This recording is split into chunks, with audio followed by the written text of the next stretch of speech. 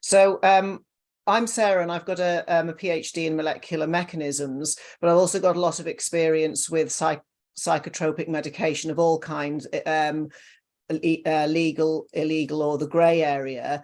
And today we're going to be talking about benzodiazepines, but also other medication, maybe SNRI'S and SSRI'S, because from my experience working with clients, people are often on multiple medications, and it's very easy to get confused about which one is actually causing the withdrawals.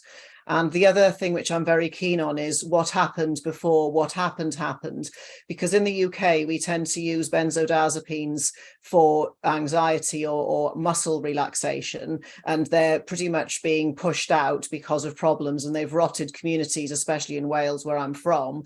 And SNRI'S, we'll be talking about duloxetine and venlafaxine very briefly, which people would call Effexor, because when I work with people, as you'll see today with Scott, there's always multiple angles that we can look at, and it's very easy to go down a rabbit hole and get stuck. So we're going to have a sort of global view of this. And again, sometimes when people are prescribed a benzodiazepine or an SNRI, it can be for pain. And in the UK, I haven't for a very long time seen duloxetine for pain. So that's what I wanted to dive into, particularly with Scott, because when I was talking to him about his issues, I don't know how much he wants to share or not. It's his privacy, or it's his channel. It's just more that everybody can sort of listen in and join in, because somebody might not have taken psychotropic medication, but they still experiencing gut issues, anxiety, stress, and are interested in, well, what can I do? How does this wire in neurologically? Because I also did training in functional neurology, so I always try and look at things through different lenses that's very person specific. And I always like to take the history, and I like to know about somebody's family as well, and where they live and such like, before getting too focused on a particular pathway. Because I know Scott wants to talk about histamines and GABA-based medication. And for people who are already confused, because we're going to be talking about GABA, these would be drugs that bind to GABA receptors, which relax you. And the other ones that you might have heard of would be alcohol, that binds to GABA receptors. And alcohol gives people gut issues, but not because they bind to GABA receptors, it's because of other reasons. Then things like phenibut, which is in the grey area of supplements, that's a very strong binder to the GABA receptor. There are a variety of other plant compounds which interact with GABA receptors, but not very strongly. There's a particular mushroom called a fly agaric or Amanita muscaria, and it's got muscimol in it, and that's the strongest binder to GABA receptors and the most similar to our natural GABA. So there are lots of things out there that can bind to GABA receptors that you could take orally. So our question is, why do some people get gut issues and why do some not? From personal experience, a long time ago, I used lorazepam and I used an SNRI, which was Effexor, and I didn't develop any problems. And I'm very aware that there's communities of people out there that are stuck on SSRIs, which is one, there's Beverly Thompson covers that a lot in her book, Antidepressed. Obviously, people have heard of Jordan Peterson and his struggle. And then the SNRIs, they're not so talked about as much. And I personally am beginning to think, for you particularly, Scott, that they're the things I'm more concerned about, but we can sort of dive in now so that people know where we are, what we're going to talk about, and how it may be interesting or relevant to them. Yeah, absolutely. And I'm really coming from layman's terms here. This is why I want to bring you on, because you are a person of science, right? All I know is that in my community, we have various terms for this stuff, like people call it benzo belly. And I see such a strong correlation between people in gut health forms and the symptoms that they experience compared to people in the psych med withdrawal forms. And I think a lot of people in the psych med withdrawal forms are starting to understand the gut and histamine components and histamine intolerance when it comes to withdrawing from these medications for whatever reason. Now I'm convinced in my heart that there's definitely a leaky gut component to this, and that's what's causing a lot of our symptoms and hormone dysregulation and all sorts of things. But unfortunately in this community, it's not very, a lot of people aren't very receptive to that idea. We sort of have this idea that sort of was, I guess, sort of founded by Heather Ashton, and she did a lot of great work, but that this is solely sort of just a brain issue, and it's a type of brain injury. And I know in my heart that's just not the case. And I've just been researching this stuff now for 6 years, and I still have a very simple, very, very simple, rudimentary idea as to what's going on. So that's why I want to bring you on, see if you could shed some light on things. So what is the connection that you've made, if any, to like SNRI'S and benzodiazepines and gut health and the histamine component? Okay. With the histamines and anything that I can test, and leaky gut, you can get a test for leaky gut, or it would be somebody who's developing food sensitivities and the list is growing. If that would be for people who are not sure what leaky gut was. With the histamine component, you can actually eliminate histamines from your diet and see, does that make a difference? Because sometimes when there's lots of variables in the mix, it's really easy to get confused. So first of all, with benzodiazepines, there are studies to say that lorazepam, because that's the one we were talking about, can cause issues with liver. It's not common, but again, so many people take benzodiazepines. I was just looking at injuries, and again, the liver plays an important role in detoxification, and then obviously we have that level, and it's intrinsically tied in to the gut, because if your gut's not healthy, then you're not able to detox properly. Then from a point of view of how do the benzodiazepines work, very simply, because a lot of people get constipated because they effectively can slow down gut motility, it gives the opportunity for other things, maybe it's bacteria, maybe it's toxins, to hang around too long. And when it comes to gut problems, I quite often find things come in threes, like a trifecta. So one example would be EMFs, heavy metals, and an infection. And that recipe together is an absolute nightmare. And some people have only got two of the trio. So that therein, I would think, okay, that's why some people have a gut issue and some people don't. So that would be the very basics of looking at how does the benzodiazepine work in a very broad way. Anything that's going to slow down gut motility is going to disturb everything. And you can get things like SIBO as well, because we don't know, is the benzodiazepine belly a SIBO problem, as in the bacteria in the wrong place, because that could cause bloating, or is it a gut motility problem that things are just not moving through quick enough? And if somebody had an additional histamine intolerance on top, you're provoking something that's already there. But there's a lot more to this that I wanted to talk to Scott about, because I actually think the duloxetine is worse, which is an SNRI, because our guts require norepinephrine or noradrenaline to act as a painkiller. So again, some people struggle with problems in the gut, and they're trying to reduce that particular antidepressant we would use here, or anti-pain medication. They're finding extremely difficult because duloxetine is acting as a painkiller, but also, very interestingly, duloxetine is also very recently, at the end of last year, it's an anti-clotting agent as well. So now we're also dealing with sort of microflow in the villi as well. So that's why I was saying, whenever there's a problem, I always like to look at many angles of it.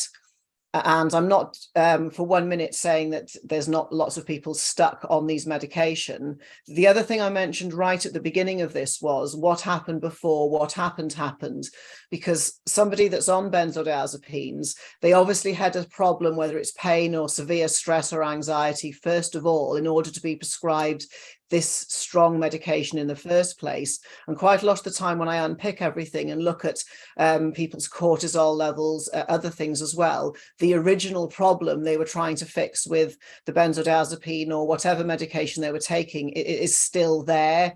So that can also be a reason why people have such terrible problems coming off.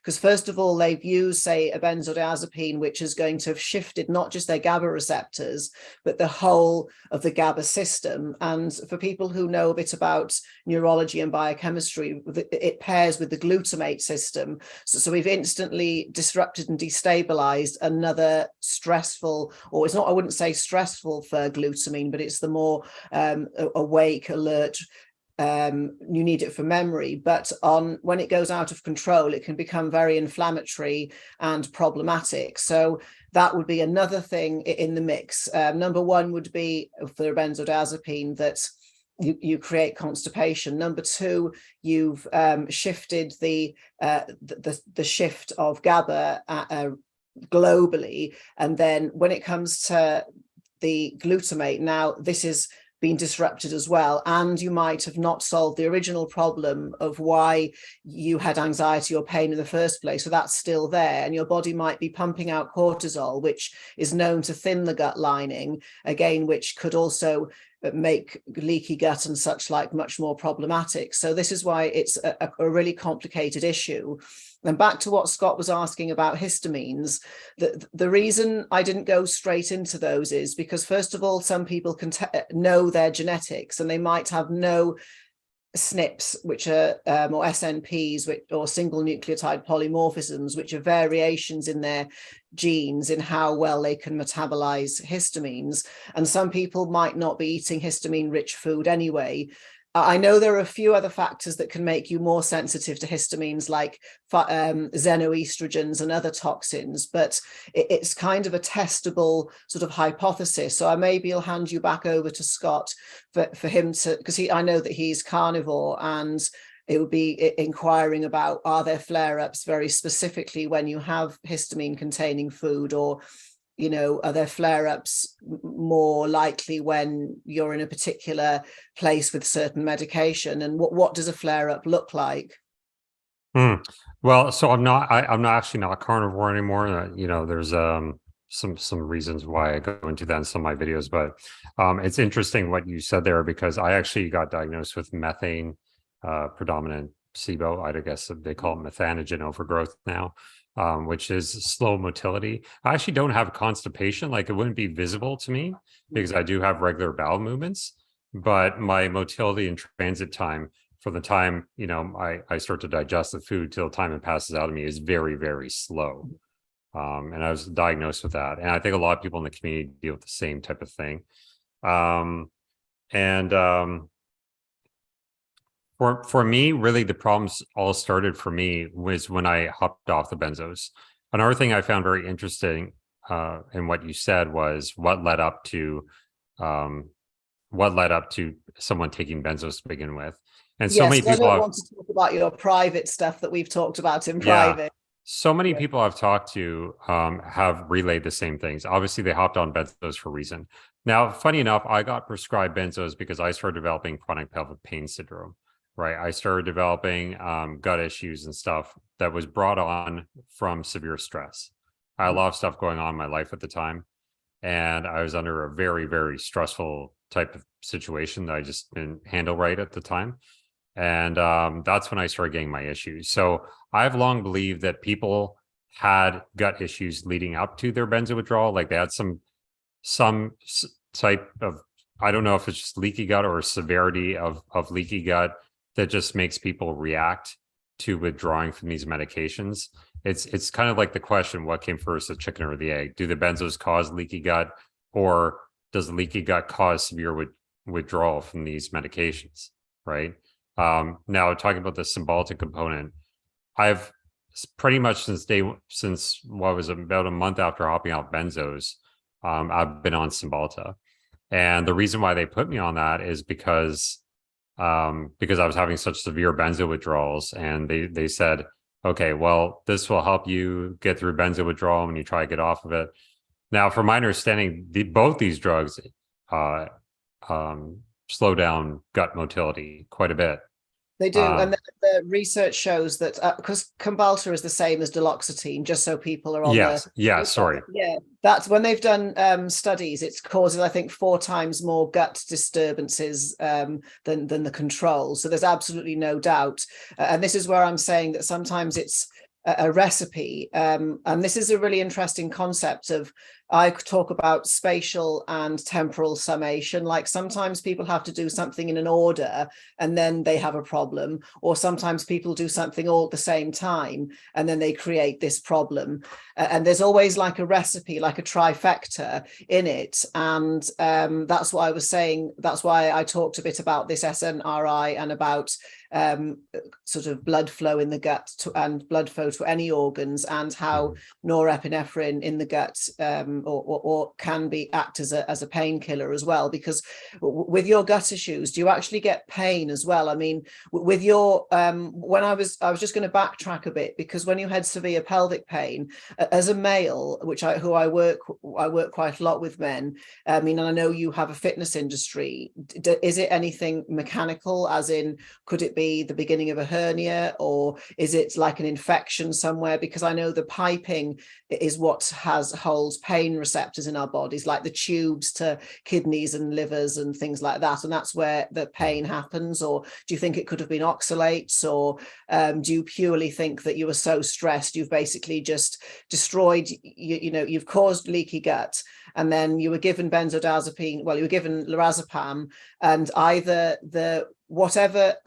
it's the drug itself, because sometimes it's not the benzodiazepine, it's the pack, it's like what it's, it's got, it's going to be encapsulated in something, and they're blue here, and blue colorings are known to be not problematic. Well, they are problematic. And then when it comes down to the benzodiazepine itself, are you saying that you instantly felt worse in your gut as soon as you took the benzodiazepine, or was it like I was saying before, you took it, it's disturbed your resilience to things, it's disturbed your GABA and glutamate, and now you feel like when you've come off it, it's opened you up to sensitivities from food or pain or whatever it is that's sort of bothering you? Yeah, I definitely had some issues leading up to it, because I had taken long courses of antibiotics and been sick for quite some time.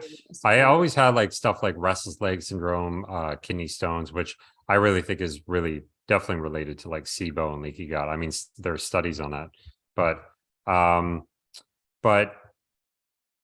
it wasn't getting on the benzos made me worse. In fact, I would say they made me feel a little bit better while I was on them.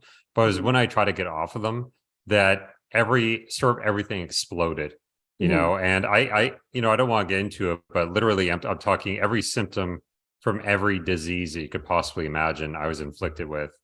And I think a lot of people who are withdrawing from these medications could speak to the same thing. You just become non-functional.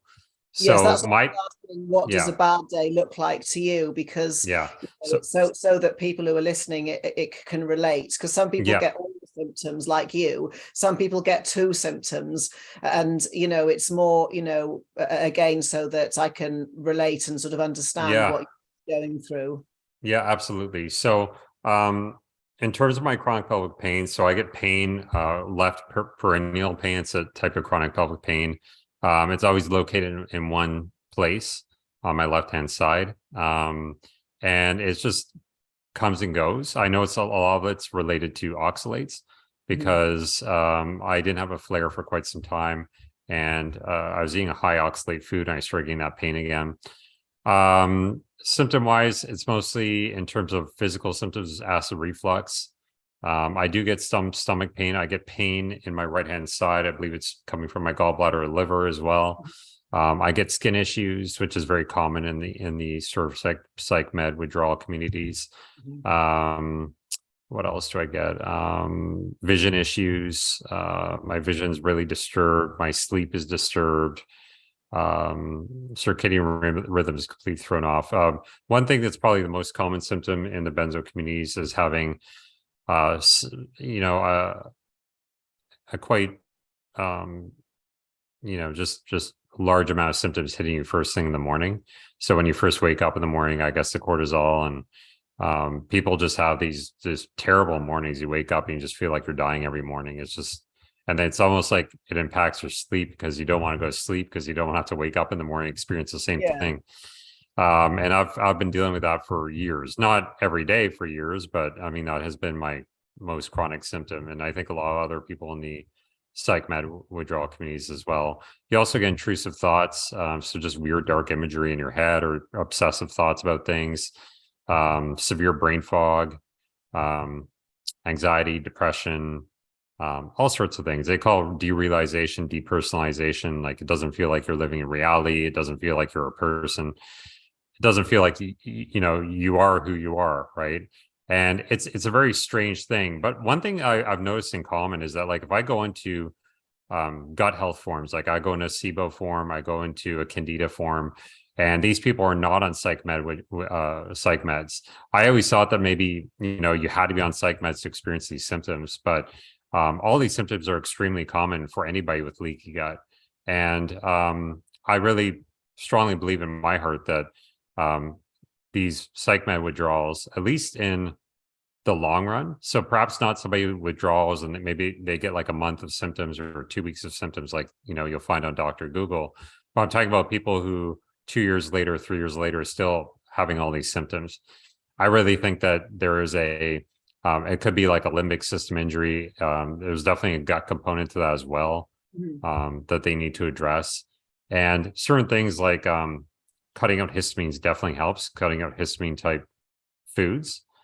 So like, people might be eating a ton of egg whites or something like that, or something along those lines. I'm trying to think of high histamine sardines foods. or aged beef or smoked meat or stuff. something like that, smoked chicken or something like that, or olives or fermented foods or whatever.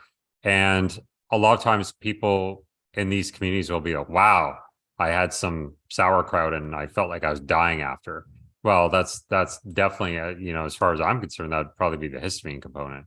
So that's why I'm so interested in that. With live food and probiotics, sorry to interrupt. If people have got the bacteria themselves, again, can cross through the barrier because the gaps are open. So that's another sign that sometimes people who are intolerant to it. But I always say that there are tests for leaky gut, and it's always a good idea to test. I wanted to backtrack a bit because you mentioned something really important, that your pelvic pain's always on the same place on the left. And then you mentioned something else really important, which was the limbic system. So there's a very important neurological wiring between the TMJ, or the trigeminal nerve, and our jaw and the pelvic floor and the pelvis. And there's a huge link to stress in this particular part of the face. I mean, the TMJ wires so heavily into our stress and fight or flight system, and it's a great big nerve. So again, I would want to know about your dental history, any injuries to your jaw, concussions, grinding your teeth, anything like that, because it's all back to beginning to look at your situation from lots of different angles. Because if you had a jaw problem, that's going to be constantly aggravating your sympathetic nervous system. And once again, we're back to why is this cortisol here all the time? And that would also be something that would be in this mixture with you, because sometimes things are simple and it's one thing, whereas when it gets more complicated, it can be multifactorial, and you have to start to think out of the box with things like that. So I just wanted to sort of backtrack there as well. Yeah, absolutely. Can you, and just for people who aren't aware, can you sort of address the limbic system? Because I do know that you do have sort of extensive research in that area as well. What is the limbic system, and how does that play into this, perhaps? The way I'd sort of look at the brain, I kind of view things view things slightly differently from a neurological point of view. So I wouldn't necessarily call it I would refer to it, we've got the new brain, which is our cortex, where our personalities live, our parietal lobe, and then we've got the old brain, which would be things like the basal ganglia, the cerebellum, the pons, and the medulla. So in terms of people who are not sciencey at all, we're just talking about the lizard brain or the mammalian brain, which is really emotional, and it stores traumas. I mean, the amygdala and everything are in there. So it's the non-rational side of you. And obviously it's linked into your body as well. So we've got all the components of traumas and things being stored in your body. So that's how it would explain something like that to a new person. I'd say you've got your personality, which is the new brain or the neocortex, your logical side, and then we've got this more emotional, irrational side. And again, anybody that does hypnosis or whatever might call it the subconscious.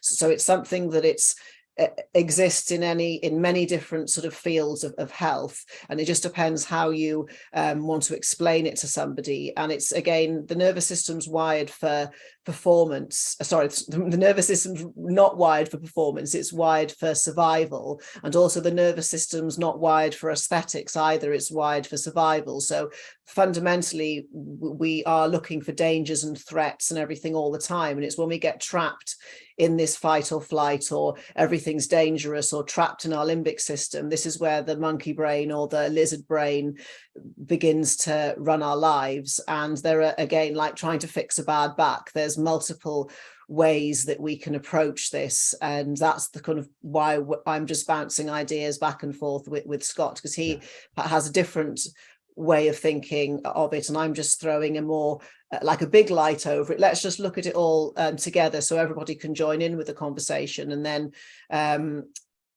see where we go, because we kind of digressed a bit. But I think, again, as I said at the beginning, this conversation is all about anxiety, stress, sympathetic nervous systems, people not sleeping, cortisol, leaky guts, gut-brain connections. And also it would be, again, what can I do about all of this? And I don't want people to leave thinking, oh no, everything's hopeless, I'm going to be like this forever, because I 100% think there's so many routes out of this. So do you want to maybe like fill me in on what worked for you and what didn't work, so that I can be up to speed? Yeah, absolutely. I mean, let's put it this way. So I'm still on Duloxetine, right? Mm-hmm. So I'm far from healed, to be honest with you. I still have terrible, terrible days. Am I doing a little bit better? Yes. There's a few things that really help. So getting back to limbic therapy, I think that part of the limbic illness, I mean, I had this chronic fight or flight syndrome, even leading up to benzodiazepines to some degree. And because I was under a lot of stress. But the problem is it's almost like a snowball effect, right? When you just deal with more stress, the longer you deal with it on a daily basis for years and years and years, the more you progress into that limbic system impairment. And it's just this chronic fight or flight mode, almost 24 hours a day, 7 days a week, right? There's no escape from it. So it's like this broken tape recorder day after day. It's the same type thing where your cortisol is just through the roof, and these other sort of hormones are linked with, sort of like having these inflammatory cytokines and stuff like that. So it's obviously, it's so evident that the reason why a lot of us in these psych med withdrawal communities deal with like inflammatory conditions, right? Because we're constantly releasing these sort of stress hormones. Mm-hmm. So I think for myself, what's helped the most is trying to work on sort of retraining my brain with a lot of different types of healing modalities. So really getting into brain retraining exercises. Some people call it neuroplasticity or limbic training, whatever you want to call it. So doing a lot of like affirmations, gratitude journaling, visualizations, meditations, even just deep diaphragm breathing, getting a little bit more exercise, getting on the sunlight, try to improve my circadian rhythm.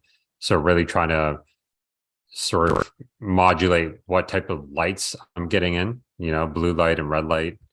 And what else am I doing that's really helping?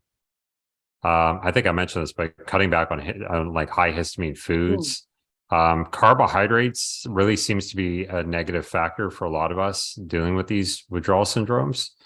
I'm not exactly sure how that comes into play. I have no idea what the mechanism is behind that, but if I have like a high carbohydrate food or any kind of sugar, any kind of processed foods whatsoever, I get severe reactions to them.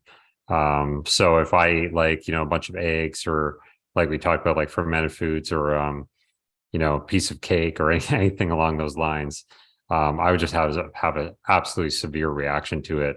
And sometimes for days on end. It wouldn't just be like, oh, I react to it for a few hours. No, I'll react to it for like a week sometimes. Right. So I have to be extremely careful about what I eat. And I think a lot of people are catching on to that in these withdrawal communities, that what you eat matters a lot. But I think where a lot of people miss is that you need to work on sort of the gut-brain connection as well. Another thing I forgot to mention in terms of limbic training, which is, I guess, isn't exclusive to limbic training, but it's sort of like goes part and parcel with it, is working on your vagus nerve. So doing like vagus nerve exercises. So that could just be different types of breathing exercises. Might sound a bit funny, but I do like humming, a lot of humming, and gargling, and gargling. But in traditional societies, sound was so important, and we've constantly sung prayers or done mantras over water, or in different cultures. And there's obviously, maybe some people say that was the sound that began the universe, and so the actual sound. Or the gargling or whatever, and stroking your ears and stuff. But I just wanted to interject here, because I feel like the vagus nerve gets too much attention, because when we look at the neurology of what's in the brainstem, like vagus nerve is cranial nerve 10, but we've got the number 11, and we've got 12 as well. So quickly, number 11 does the shoulders here, so that'd be the upper traps, and people neglect that one. And then number 12 is hypoglossal, so that's your tongue. So there is a whole sort of, and with nerves, what wires together fires together. So you don't, to make your vagus nerve stuff better, you can also look at sort of your tongue. But then we've got cranial nerve number 9, which to do with swallowing and everything that goes on around here. There's some points in here that you can massage to do number 9, and I'm pretty sure number 8, the vestibular nerve, is also in the brainstem, because then we've got the pons above that. And this is where it gets really interesting, because the inner ear or vestibular system wires massively into the gut, hugely. Like anybody that's been on a roundabout and it's gone too fast and got dizzy and been sick will know that straight away. And then we've got like the insular lobe in the brain, which is separate to the vestibular system, and that's to do with our emotions. And again, that's wired in very much to the gut. So there's more than one pathway from the gut to the brain. And I think a lot of people have cottoned on to the vagus nerve, and it's great. And I completely agree what you say. And I always think, if something's working, let's do more of whatever it is, and let's recruit some other nerves, some other pathways, and see if we can get more out of this. But like you'll know yourself, if you get greedy and try and overstimulate the nervous system, it'll massively backfire as well. So sometimes less is more as well. 100%. Exactly. No, you can. And that's funny you say that. I've never heard anyone say that before, but you could do vagus nerve exercise and actually sort of, it almost seems like more excitatory. Like it actually causes more problems for me in certain ways. Oh, definitely. So some people have put themselves in bed for a week because they've cottoned on to this, and they are something else that's in the same group that I forgot to mention is people who get cannabis withdrawals get very similar symptoms to what you're describing, except they're shorter but more intense, but it's within the same family of just general feeling crap everywhere. And I had somebody who got really into the Vegas stuff, went crazy with it, and put themselves in bed for a week. And the doctor was just saying, for goodness sake, how can breathing and moving your eyes around and humming and tickling your ear have done this? It's all nonsense. It's all in your head. So it's very, very real, this getting really overexcited and doing too much. That's why working with a practitioner like you, or I think it's Annabelle is doing the Limbic as well, is really important, because more isn't better at all. And it can put people off. They'll think, oh, this is all BS now, and they haven't given it a chance because they were greedy and got really overexcited and went on YouTube and binged watched. Yeah, it's kind of funny. And I'll just say one last thing. Like, I think that it's so important to sort of enter this mindset, of like faking until you make it is just what the layman's terms is for it. But just trying to find a little bit of joy in your life and distraction. Like a lot of people, I'll say like it's easy for me to pinpoint if somebody has a limbic injury or not, because if a friend comes over to their place or they go on vacation and they'll be like, wow, I had this window, like just this veil lifted over, lifted from my brain, and all of a sudden I could think again. My brain fog lifted, my vision got better, everything else got better. I'll say, okay, well, that's definitely a limbic system injury, I would say. You've calmed down your nervous system, all of a sudden you start feeling better, right?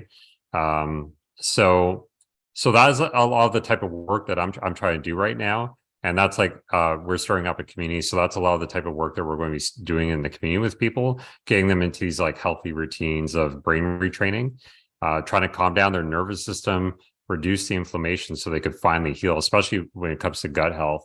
I think it's like almost impossible to fix your gut. A lot of people on the carnivore diet, it'll take them to a certain place, which is great, or like a GAPS diet, which could be very healing as well. And it'll take them to a certain place, but they won't get all the way there. They'll still have a lot of issues. And I see this a lot in like the mold community as well, people with mold toxicity. And it's like Annie Hopper said in one of her videos that they actually show people. So they actually like, I don't know if they attach people to MRI machines or whatnot, but they show people who had mold toxicity just pictures of mold. And it would light up certain areas in the brain that were connected to like fear, so it light up their sort of limbic system, I guess, just from looking at pictures of mold. And I really think that that's what's going on here. People just get in these chronic loops like a broken record. And absolutely. But also we've got to remember, I'm going to throw another curved ball at you now about the memory in the body, with structured water, because I'm very into quantum biology and how the body has memory. And we all know of like anecdotes of people who say, well, I took LSD and it lodged in the base of my spine and I kept having flashbacks for years. So there's, even though the LSD left decades ago, there's like the resonance. It's like homeopathy, but the wrong way around. But I think the structured water is playing a role in this, that people's bodies have remembered this unpleasant compound, be it the SSRI, be it the benzodiazepine, or be it the SNRI, and there's something that's happened maybe in their structured water, and the body's stored it as a trauma, like you can store trauma from anything, because benzodiazepines are chlorinated, so we've got chlorine involved and then SSRIs, all of them are fluoridated except for sertraline, which isn't, and fluorines and chlorines can massively disrupt water in the body, especially the fluorines, the structured water. So if it can disrupt it, it means it can influence. So I think some of this is also a biological or water memory, and of course it's going to be massively provoking because the person's emotionally invested in this problem, because it's cost them a lot of money. So like you said, even if you showed somebody a bottle of diazepam or a picture of mold, it's going to fire up all of this experience. It's like when people have a car crash, say two people had a car crash and one person was kind of all right with it emotionally and the other one wasn't. The person that was really upset can often develop physical injuries and chronic fatigue and all sorts, even though the injuries they sustained were both identical. So I do think there's a massive amount of stuff to do with memory in the body that we don't understand. However, the good thing about that is there's ways to work with water in the body, like DMSO is one of them. Again, carnivore or keto diets, you can manipulate the amount of structured water. But sometimes for a person just to be believed, or for somebody to say, okay, I believe you that your body is remembering somehow mold or whatever, and it's triggering a reaction. Like you said, it's the first step in order to, okay, how do we rewire this? Like EMDR would be one technique people use, hypnosis, limbic training, because you've basically got to break exactly what you were saying, this circuitry of how do we break the memory wherever it may be, because there's also plenty of evidence about morphic fields, that our consciousness isn't inside our heads. So it's like, where are we storing this problem or this memory or this trauma or this compound?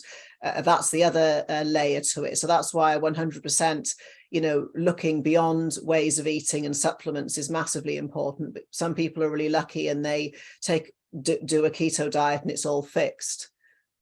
Do you still have a couple minutes? I know you're Yeah. running out of time. Yeah, no, I'm So enjoying this. It's like it's turning into one of these epic discussions. yeah. So what do you think? Let's get into leaky gut just for a second here, because a lot of people. So if we are saying that benzos play such a huge role in terms of leaky gut and SNRIs and these other psychotropic drugs and withdrawing from them, what could people necessarily say they are, because they have been rigorously tested. I think that because somebody was massively stressed out for ages before leading they up to it, yes, they already wrecked their gut. And I just think that, like I was saying, that maybe benzodiazepines, I think they weaken us, because it takes away the for some people the actual feeling of terrible anxiety, but the biological thing is still churning. The sympathetic nervous system is still churning away, because all it can do is plug up your GABA receptors so you can't feel it anymore emotionally in your head, but your body's still feeling it like crazy. So that's what I think is the problem. It's again putting a plaster on something, and it's like, when you put a plaster on an infection and it just grows because it's all nice and sweaty under the plaster. That's what I think's going on. And it's back to what you were saying, that yes, and like I was saying, that there's always a recipe for something, because again, with leaky guts, we've got to remember that residual viral infections can play a role in this as well, as can a vestibular problem. So I think it's to do with unlucky people have got multiple factors, including just being plant-based for a long time. That could set off leaky gut, or drinking alcohol, or too much antibiotic use, or too much EMF, too many EMFs, too much technology, not good sleep. And I think it's back to the person already was on the brink of having leaky gut, and these medications have. Yeah. And then I think also, it's back to this thing about the traumas in the body. Again, as soon as you start to put compounds in the body, how do we know that these compounds are not somehow bringing the, we can get all these traumas and memories out anyway. How do we know they're not bringing up something and the person's trying to get the trauma out, but they can't quite do it? It's just, there's too many people with leaky gut with too many different backgrounds for anyone to say categorically this causes it, because so many things do. When we are pretty resilient, I think we need a multiple, like trifectas or things in fours or whatever, to really kick it off. And as you mentioned yourself, you'd already used antibiotics a lot, so this is back to your life. I was looking, you've done this, that and the other, and assaulted your gut, and then the benzodiazepines finished it off. 100%. Yes. Yeah. I've had talked to so many people that, again, and we've talked about this beforehand, but like a lot of people I talked to that have come off benzodiazepines were also taking like proton pump inhibitors, antibiotics, all sorts of other drugs too, right? That they were trying to manage things. And so do you think that, like, somebody, just getting back to limbic training for a second, in terms as a modality of healing leaky gut, do you think that the reason why that can be so effective is because it's reducing those sort of stress hormones like cortisol, adrenaline, norepinephrine, and that is, reducing the inflammation that's sort of like receding your gut lining, like, or what? Yeah. Like, can that grow back? How do you absolutely. How do you go about like growing back the gut lining? Does that grow back? The gut regenerates super quickly. It's like a couple of days. It's not like a nerve, which is all year. So technically you can regrow a whole gut lining in 2 or 3 days, because basically what I'm trying to say is you've got to get rid of whatever it is that keeps causing it. So number one, from a biological perspective that people will understand, is there's something called AMPK, which you activate when you exercise, fast, use something like CBD, and AMPK can close up the gaps, and also something like a ketogenic diet can to some extent. So this is why I'm saying you can heal leaky gut with fasting, which a lot of people do, because A, you're not putting any food in and annoying the gut, and B, you're shooting our AMPK up, and that's known to close up the barriers biologically. And also, if you've got leaky gut or leaky membranes, you've probably got leaky liver as well, and leaky blood-brain barrier. That's why people have these 100%. catastrophic effects, because it leaks out of the gut, whatever's in there, endotoxin, and it goes straight into the brain. And endotoxin is massively aggravating to the glutamate system. So then, back to keeping it simple for people, with the limbic training, we've got, say, the parasympathetic, the rest and digest, and the sympathetic, the fight and flight. And GABA comes under the rest and digest, and glutamate would come under the fight or flight. So when you do the limbic training, you're going to be working on the parasympathetic, because there are other nerves, not just the vagus nerve, like cranial nerve 3 also activates the parasympathetic. So when you do these limbic training, be it eyes, inner ears, body motions, you're working on the sympathetic nervous system in the brain, but also in the brain stem. So in a way, you're calming down the autonomic nervous system. Something else important in this is the midbrain, which is the century of the brain. And when noise goes in, it basically goes straight in through our ears. We haven't got earlids, and this can be hugely provoking to the midbrain. And this is like a sentry, so it'll set off the alarm and fire off the sympathetic nervous system all over again. So again, light is really important, but sound can be really helpful or really aggravating to people as well. So that's where, again, with this limbic training, on a level, I try not to think too much like a mechanistic biologist these days, because it's being just too simple. And yes, of course, I'll look at the fine details of a structure, but then I'll also look at the big picture of how is this limbic training working? Because as soon as you start talking about molecules, or I do, it confuses people. They sometimes just want to know, how can these weird exercises help my gut? I can't understand the connection. And then if you explain to people, you're helping them quieten down the sympathetic nervous system and balancing up the parasympathetic, which is the rest and digest. And back to what you were saying, if somebody's in the sympathetic nervous system, they can't detox properly. And, we can't escape from heavy metals and things, they're just there, and we should be able to detox them themselves. So if we're in fight or flight, even if we get to sleep, A, we might not be detoxing properly, and B, we're probably not repairing either. So it comes down to, there's more, layers to this. But then on the other hand, we don't want to demonize the sympathetic nervous system or the the glutamate system, because we need our fight or flight. We need those hormones. We need the glutamate to function. So I think it's all about always keeping things in balance to people, and never demonizing molecules, or, maybe, we can demonize drugs, but then, to sort of look at things objectively again about it. So that's what my take on why I think nervous system based training, or limbic system training, however you want to call it. There's brain endurance training as well, which is really interesting, because you can overload the brain, particularly the visual system, to the point where it gives you extra resilience, because you've exhausted the brain so much doing eye exercises that you actually build a level of resilience. And my friend does this. He's really high up in the sports world. His company's Soma, his name's Grant Hayes. So there's huge value in these limbic and eye and inner ear and vagus nerve exercises, even if they look stupid. Yeah, 100%. I totally agree. And it was something I was very skeptical of in the beginning as well. So I really think there's like so many different things that play into this. But so do you think, just getting back to this, because this is something I'm very interested in, I know we're going down a lot of rabbit holes here, Sara, but so do you think that the one of the best healing tools for leaky gut would be something like fasting, and then maybe limbic training combined with fasting? What would you do if you were in that case? I'd first of all need to look at the environment, because it's all back to why is the gut leaky in the first place. Because it's like the mold, you can do the best detox in the world, but unless somebody sorts out the water leak that happened in their house 10 years ago and all the moldy floorboards, it's not going to go away.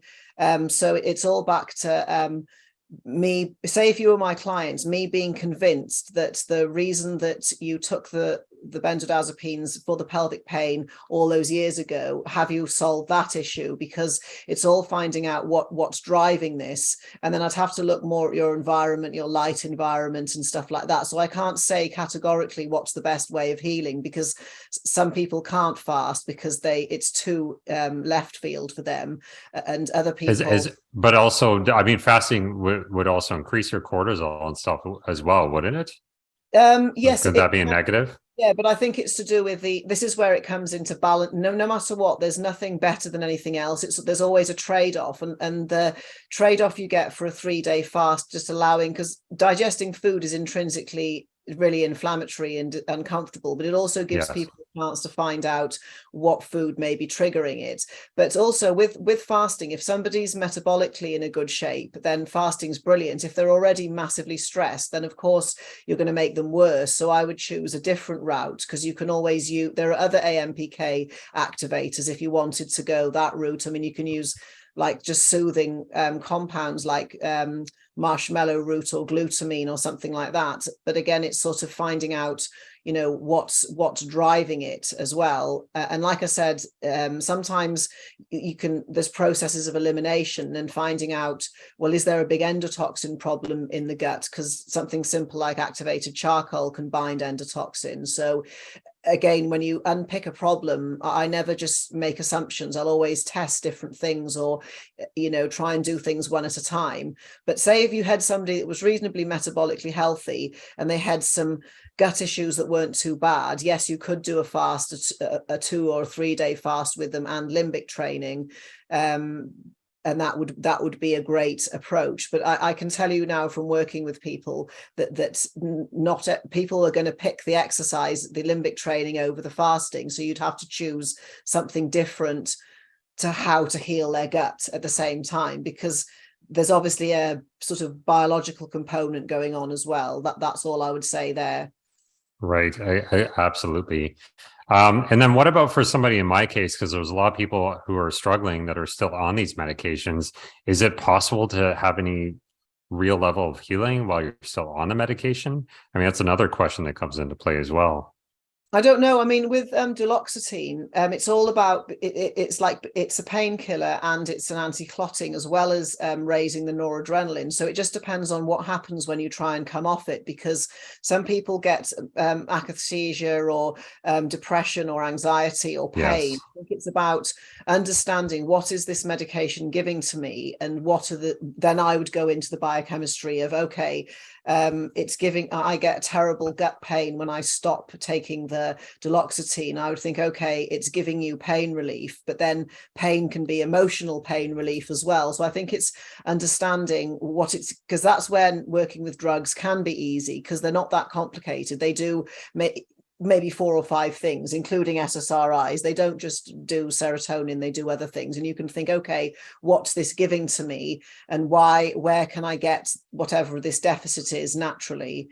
And that's but then it's also about the other. I'd also, this is when it gets personal again with somebody, because certain people are just much more likely to become dependent on something, a person, a medication, a therapy than others, and it would be questioning, have you ever been dependent on anything before in your life, or is this the first time you ever found that unfortunately you've been stuck? And it might just be purely it's that particular medication. I know those SNRI'S can be terribly awkward to come off, but I also know there are certain people that tend to get attached to all sorts of things, from animals to friends to food to anything, and it's then swinging it back again, like we were saying about looking at what you're doing, the limbic system, the nurturing, the looking at the person more holistically.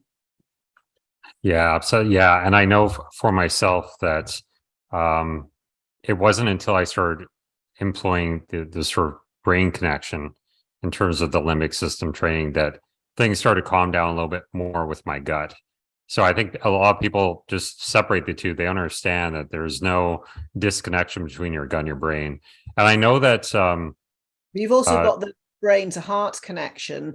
This is where I always try and whenever somebody gets very fixated on a path, I'll always throw a curved ball in to say, because this is really easy to do. People get really fixated on something and then they think, oh, this is going to be the cure, and they get halfway and it doesn't work, and they're really disappointed. And the more times things don't work, the more despondent the person gets, and the more they think there's no hope, and then it feeds back into exactly what you were saying earlier about this cycle. But there's also the heart-brain connection as well.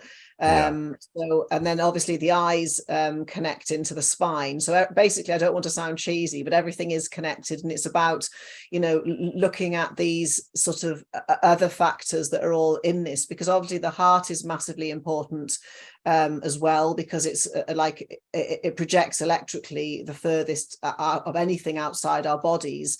And some people say it's got a brain in it as well. And when we're talking about psych med withdrawal, we've got hearts and loneliness and love, and I'm going to be like woo woo now, but I just think there's always another organ that's involved as well. And I know full well benzodiazepines, all of them, including the great diazepam that was meant to be harmless, the one thing it does damage is cardiac myocytes, and they all do over time. So again, I think there's the benzo and the heart connection. It's not like venlafaxine, and what else is it? Citalopram, that also can cause heart issues. And this is all published. And I'm not making, people can look in the literature. And I think the gut is one big, massive thing. And I completely agree it's doing something there. But personally, I actually think it's doing more to the heart, and people are getting they're nurturing the wrong organ, or not both organs. You need both of them, and that would make sense in terms of how emotional these kind of withdrawals are. It's hugely emotional, and the heart sense of for certain would be in it, and for certain these medications, particularly the one you're describing, would affect the cardiac myocytes. And for anybody that's frightened, it takes a long time. There are studies, because people have taken Valium for decades, not to think they've damaged their heart. It's just sometimes you can piss off an organ per se, but it will get better as long as you know what you want to start nurturing.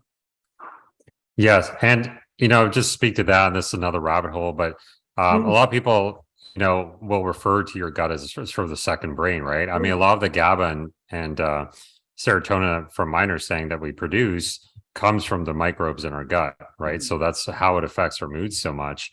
And obviously, when you withdraw from these medications, I think, I'm not quite sure how it works, but perhaps, when you're not taking these exogenous forms of GABA and serotonin, maybe when you withdraw from them, that these gut microbes perhaps don't have the ability that they used to in order to produce these neurotransmitters, right?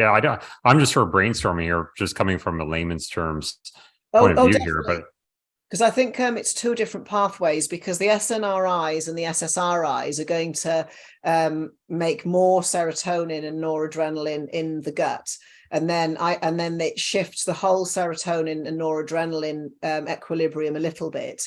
Whereas the GABA receptor, the GABA we're talking about, say Valium and diazepam and all of those, they're going to go and stick themselves in a receptor in the gut. So it's basically there's two different ways of how it disrupts, because that would mean, again, if the benzodiazepine stuck in the receptor, that the natural GABA that's meant to go in there hasn't got anywhere to go, so it's sitting around waiting.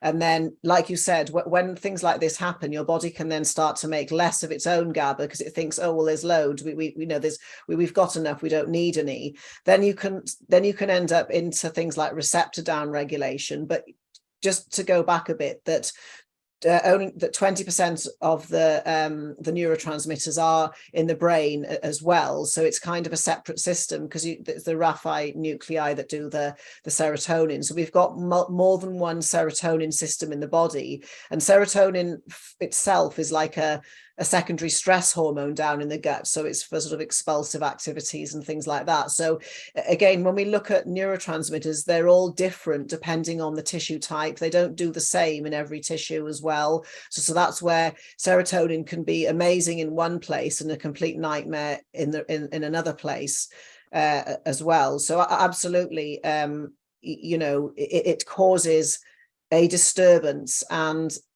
the other thing about the microbiome is it's not the same in the summer and the winter. So another way to sort of investigate this back to the sunlight is if you went out in the sun a lot more, which is really good for exclusion zone water and health in general, that's another rabbit hole.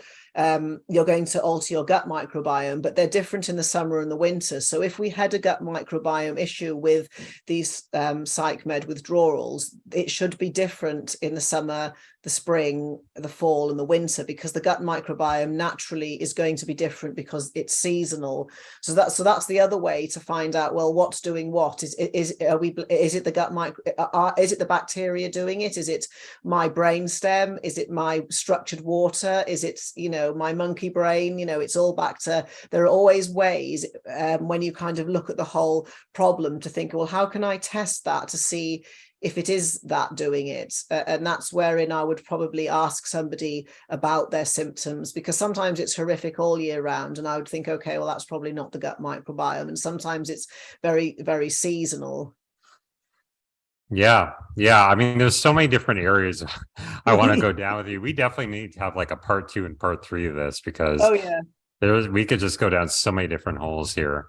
But I think that we have established that like absolutely that these psych med withdrawal or psych meds do affect our gut health to some degree, and this can't just be labeled as a simple brain injury, right?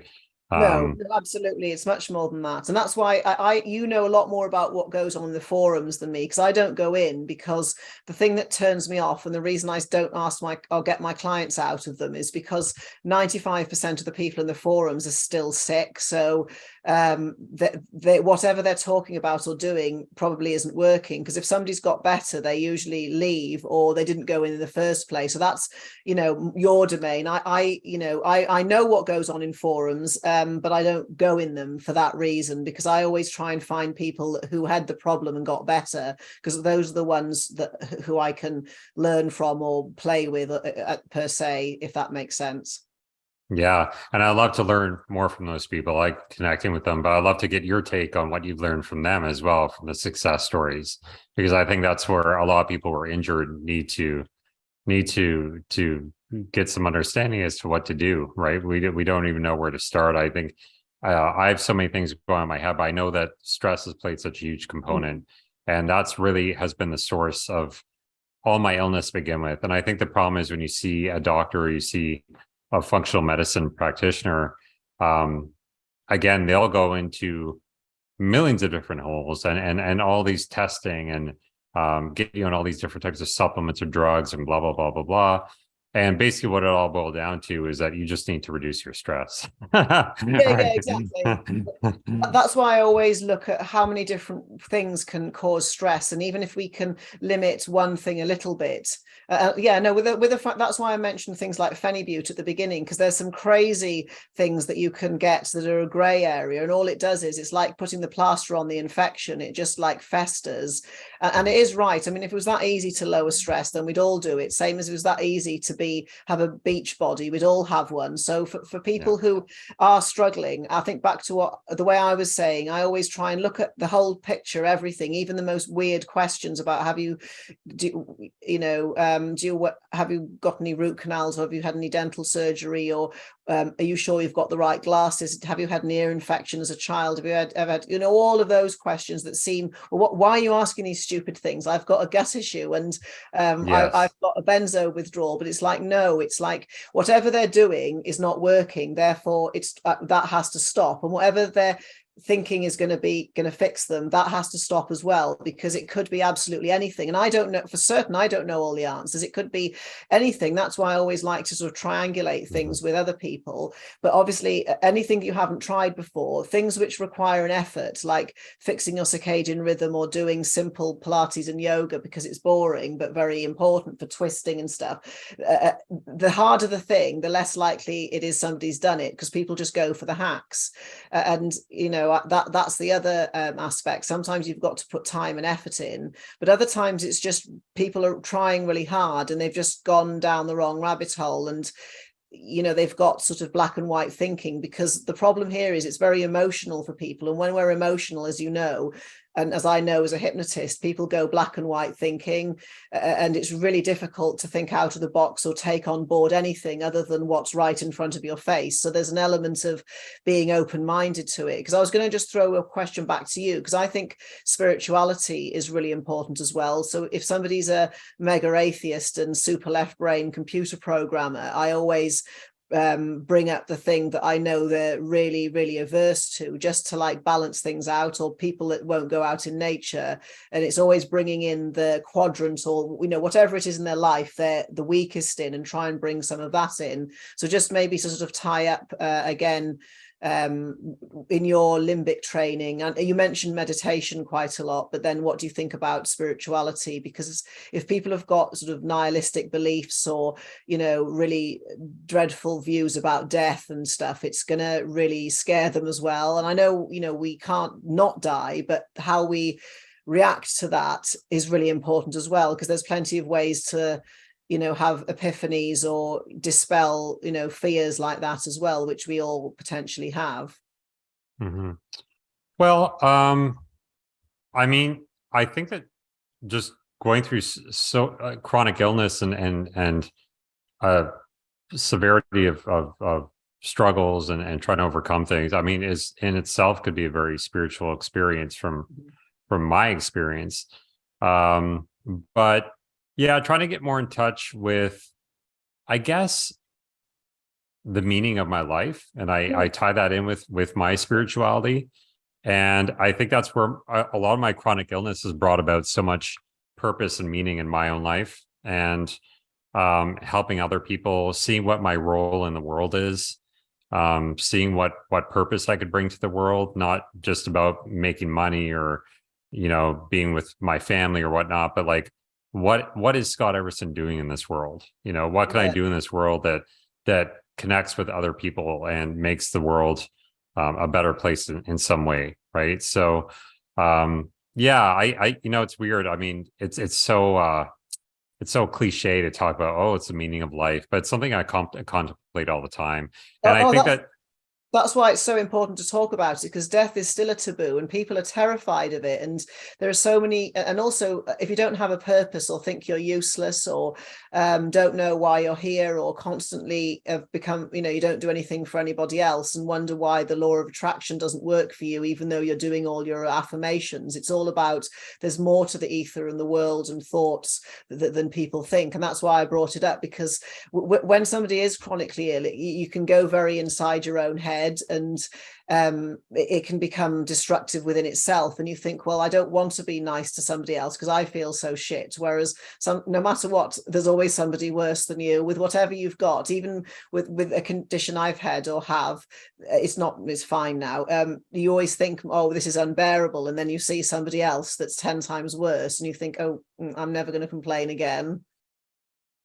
Yeah, no, I know everybody who's sick always thinks they're the worst case, right? Until you And meet somebody the next day who's worse off than you. It reminds me of a Steve Jobs quote, what we were just talking about, saying it's something that I always go back to, that remembering that you're going to die is the best way to know to avoid the trap of thinking that you have something to lose, right? And he also followed up with saying there's no reason not to follow your heart. And I think that that's something I'm sort of trying to live by every day, is that, you know, having this idea of death in my head, but not using it as a negative fear-based type thing, but more as a motivator to bring about more meaning in my life, and follow what I see as kind of my purpose in life, you know. And I'm not talking about religious. I'm not saying that I was brought here from some spiritual being, you know. I mean, people could make what they want of that. That's fine if you want to bring a religious component into it, but I'm just looking at strictly from my own ideas to what spirituality is, and that doesn't really involve the religious component. So oh no, you can be very Kabbalistic about it, because people or, you know, something like that, where it's just belief in the source and everything's animated and alive, like say an animist or pantheism, where there's no there's not a man on a cloud. It's just we're all part of something, and everything's energy. And because of quantum entanglement, we're all connected. Therefore, we shouldn't really be unkind to each other. And you don't, the concept of a man on a cloud, fine. If that makes somebody happy, I think that's brilliant. But then there's much more, there's so many different sort of flavors of spirituality, and nobody's right. I know people who think they're from another planet, and they like, he's got seven-figure businesses. It's just something he happened to tell me in private in a session, and he's completely normal, and he's never told anyone that before. And if he thinks that he is from another planet, and when he meditates he's communicating with his fellow people, and he doesn't believe in angels when he thinks it's all aliens, well, that's great, because it made him really happy. And I'd never laugh at that. And it's something, well, how do I know? Maybe we all are. And it's, again, I'd never, it's better than, like you say, nothing at all, just being miserable all the time, not feeling connected to other humans, being frightened of death, blah, blah, blah, not feeling like there's hope or, other ways. And there's even people that watch the transcendental meditation, that's for people who are not religious, and they get massive joy out of it. And hypnosis can be completely nothing to do with any kind of spirituality or religion, and people get huge joy out of that kind of meditation. So like you say, it's not just, I think everything works, and as long as you it makes you happy, it's fine, and you don't try and force other people into whatever you're into. Yeah, no, I totally agree. I think it is whatever makes you happy, and I think that again, it all boils down, in my case, I really think the root cause was just having a derailment of my happiness and my spirituality, and being so bogged down, being depressed, being anxious from very stressful situations in my life. So I'm trying to reverse that with my own ideas as to different types of healing modalities and bringing my stress. And of course, a lot of that plays into what I eat, my circadian rhythm, reducing my histamine reactions. So I have less stress from the histamine reactions, and just trying to activate my parasympathetic nervous system more. So this is very interesting. I feel like I've just learned so much from things that you said here. I literally could talk to you for probably 5 hours about all this stuff. We should definitely have a part 2 soon. Oh yeah, definitely. Is there anything else you want to add to that before we go? No, it's actually, I'll just say one thing that was funny. For 1 week, I decided, I know what I'll do. I'll just let the clients not stop talking to me and see how long they go for. Until they just keel over. And one guy, like, he's fabulous, and it was the first time, and literally it just went for 4 hours, and at the end, is like his laptop is about to die, and he said, oh, should we just carry on the phone? So I think there's lots of value, and we miss this, having really good conversations with people. That's another humongous thing. And it doesn't, people sometimes feel intimidated about certain things like science or whatever. That's why I try to bring in plenty of different flavors of stuff, to include the people that aren't into molecules and histamines and are into angels and Reiki and all of that, because that's all plays a big role. That, having a really good conversation and learning something, whether it's about something you're passionate about, or you both are, or you're just genuinely really curious, it is hugely sort of helpful. I'm pretty sure that's in either Rupert Sheldrake or Jordan Peterson's book of How to Be Happier, is having really good conversations about just fun things, and throwing things in the mix. So we're not just talking about what's in the news or who's running for prime minister or president, or or miserable stuff, like having quite out there conversations where there's no right or wrong and nobody feels threatened.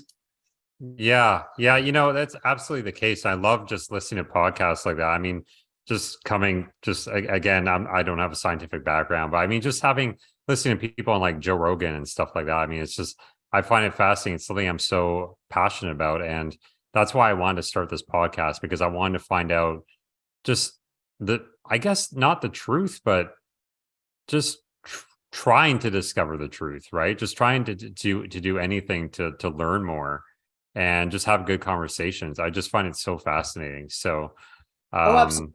And you're definitely someone I could have a good conversation with. So Oh, great, thanks. But also, I think just to wrap up, because I have to go back to something, there are lots of rights. And then I had a friend once who's really into neurology, and she just said, well, everything works. It just depends on the person. So I think it's all, that, like I was saying, there's a million ways to deal with bad backs, because that's another one that's a big issue, that it can be all sorts of things. And the same with what you're talking about. There's lots of different ways to do it. It's just finding what's going to work for you. And then that it will, over time, become a common denominator. But I'm the same. It's like I didn't want to sort of cut you off and rush, because I do have to go. But yeah, exactly, that I always think no matter what, there's always more, and there's always another rabbit hole. And every now and again I get stuck in an echo chamber of bullshit and then think, oops, I got stuck in here. But then it's all about, you just become more relatable to people, because the more that it goes wrong for me or you or whatever, or like stuff does go wrong, you can relate more to other humans. And I think some people I know that they're really embarrassed about what's happened with their health or their problem or their addiction. They think they're the only person that's got it. And I think having these kind of conversations is really important, to let people know that it isn't just them, other people have it. And most importantly, people get better. That's the really important thing. Otherwise, it gets very, frightening for people, and, thinking there's no way out. And like you said, I don't know what the answer is. There's lots of rights and lots of, ways. It's like it's all, however you got in your situation. I could have an identical client that's got all the same problems, but got into it in a totally different way to you. So unpicking his life or her life would be different to yours, because you ended up with everything the same, all the same symptoms and problems, but how you got there wasn't the same. So therefore your journey out might not be quite the same. Yeah, I would love to do a separate podcast with you, just in terms of just gut health, just how to fix leaky gut, because that's another thing that I'm just hugely interested in. Oh, definitely. I find so interesting, and how people get leaky gut to begin with. So there's lots of things. It's all back to, I don't think there's, well, if you want to know how to get leaky gut, it would be to drink drink alcohol. Because if you want to make a leaky gut animal, if in science you just feed whatever it is you want to work with lots of vodka, and that's the very standard scientific way to make a leaky gut animal. But also it's to do with alcohol is very oxidative. So just to finish on a quantum biology note, I also think that not the wrong, the wrong amount of electrons, like a low redox in the gut, the wrong charge or the wrong pH plays a big role as well, because pH is obviously intrinsically related to hydrogen ions, which is again related to charge. So alcohol obviously steals electrons, and we know for certain alcohol causes leaky gut.